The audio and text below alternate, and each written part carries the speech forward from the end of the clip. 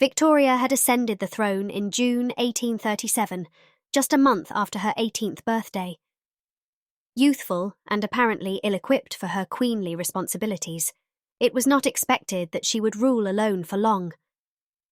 But she herself balked at the idea of taking a husband. "I dreaded the thought of marrying," Victoria wrote. Like that earlier Queen regnant, Elizabeth I, she was concerned that a husband might wish to curtail her powers. She therefore proved reluctant to pursue the matter. The same could not be said about those who surrounded her.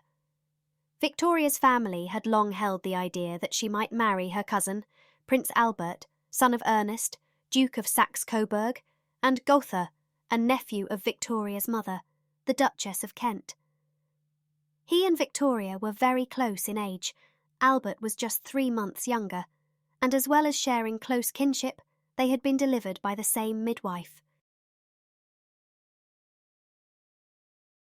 Victoria had last seen Albert when he and his brother, Ernest, had paid a visit to London just before her 17th birthday in May 1836.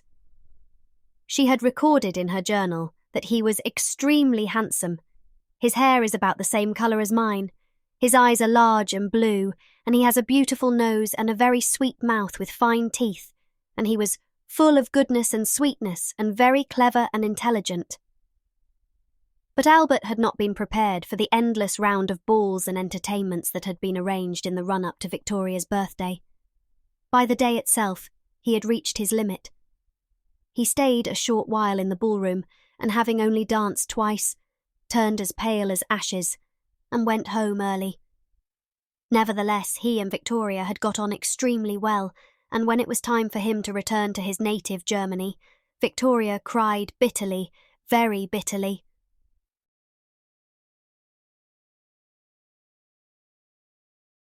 Even so, Victoria still showed little inclination to marry.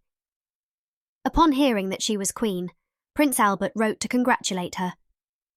In the rather formal letter, he wished her a long, happy and glorious reign, and prayed her to think sometimes of your cousins in Bonn. Meanwhile, press speculation was beginning to mount about whom the young queen would marry, and this intensified when she reluctantly agreed that Albert and his brother could pay another visit. They arrived at Windsor on 10th October 1839. Despite her reticence, Victoria was utterly captivated when she set eyes upon her cousin again for the first time in 3 years. "Albert's beauty is most striking," she enthused in her journal. "He is so amiable and unaffected. In short, very fascinating. He is excessively admired here."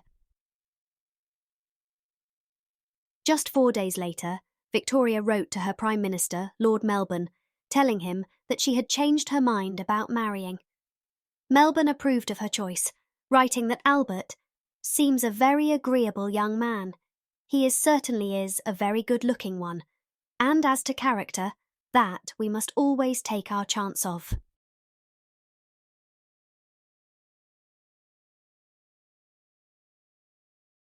As the monarch, Victoria had to be the one to propose. She wasted little time in doing so. Soon after midday on 15th October, Victoria sent for Albert and asked him to marry her. When he agreed, they embraced, and the young queen was overcome with joy. "Oh, how I adore and love him, I cannot say," she wrote in her diary that day. Albert was no less enamoured. "I have obtained the height of my desire," he told a friend. Together with Lord Melbourne, the Prime Minister, Victoria set about planning a lavish ceremony that would increase her already considerable popularity. Royal weddings had traditionally been small, private ceremonies held late at night, but Victoria changed all that. She was determined that her people would be able to see the bridal procession drive to St. James's Palace, where the ceremony was to be held. She also invited more guests than ever before. When it came to her dress, Victoria had equally decided opinions. She refused to wear her crimson velvet robes of state. Instead, she opted for a dress of pure white and simple magnificence. This enhanced her purity and innocence, but had a more practical effect too. It made her more visible to the thousands of people who turned out to watch the procession.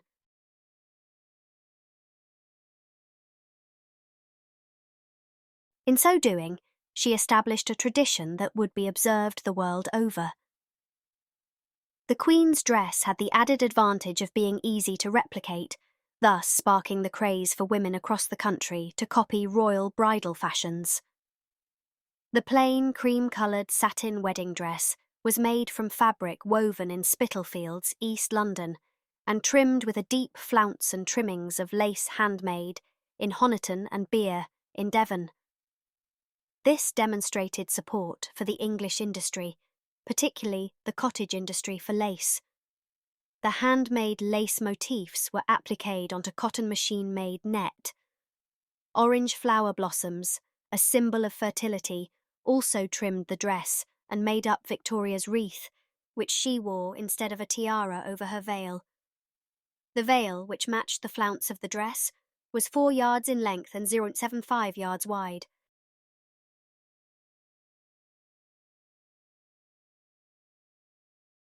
Victoria also chose white as the colour for her 12 bridesmaids. But deciding who should fulfil this role proved problematic, thanks to Albert's demand that they should each be born of a mother of spotless character. This was all very well in theory, but in practice, many court ladies had enjoyed affairs with Victoria's wicked uncles, all of whom had preferred mistresses to wives. Further problems were presented by the fact that the Chapel Royal at St James's could only accommodate 300 people, so whittling down the guest list was a challenge. Victoria also courted controversy by only inviting 5 Tories, and then begrudgingly, which betrayed her bias towards the Whig Party.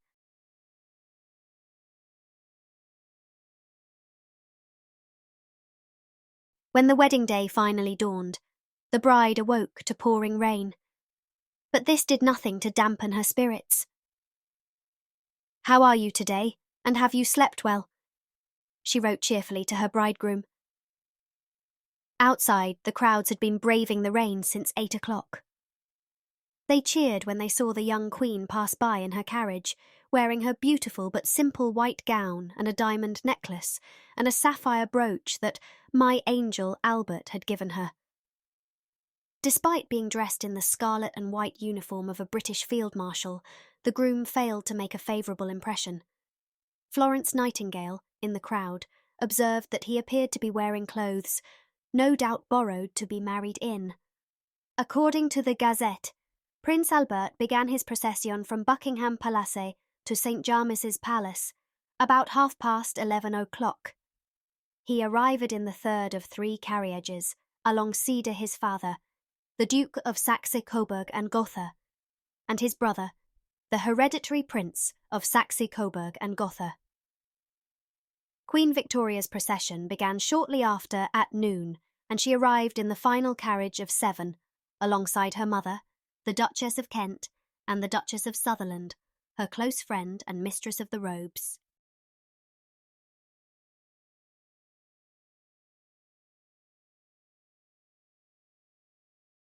Victoria's father had died when she was a baby, so she was given away by the Duke of Sussex.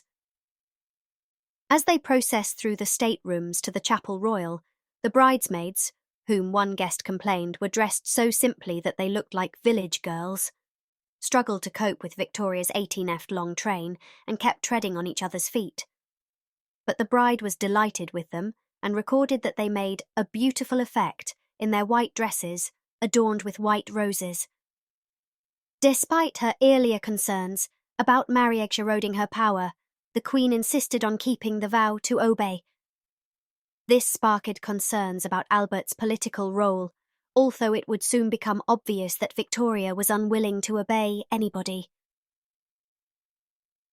In her journal, she described the ceremony as very imposing and fine and simple, and I think ought to make an everlasting impression on everyone who promises at the altar to keep what he or she promises.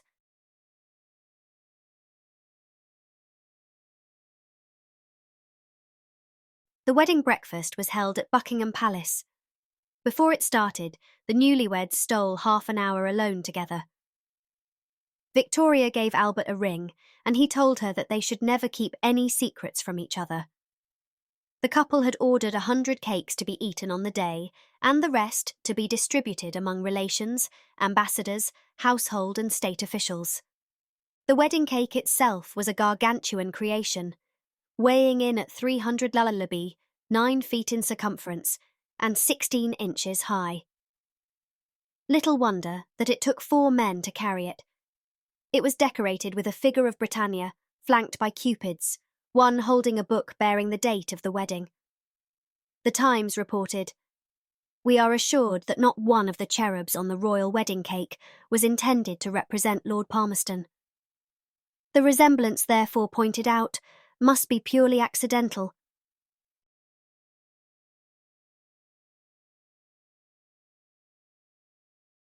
As soon as the banquet was over, the Queen changed into a white silk travelling gown and set off with her new husband for Windsor Castle.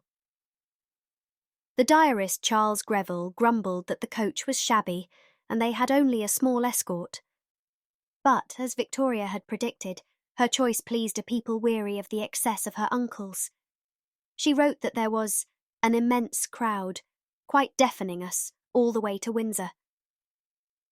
By the time they finally arrived at 7 o'clock that evening, the young Queen had a headache and had to lie down.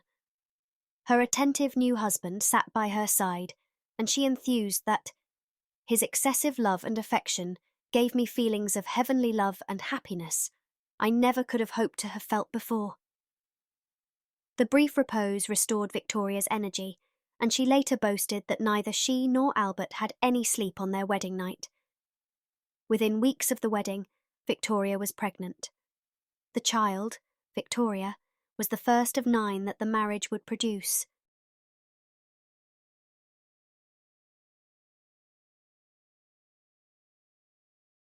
Victoria and Albert's wedding had been a triumph. "Nothing could have gone off better," declared Lord Melbourne.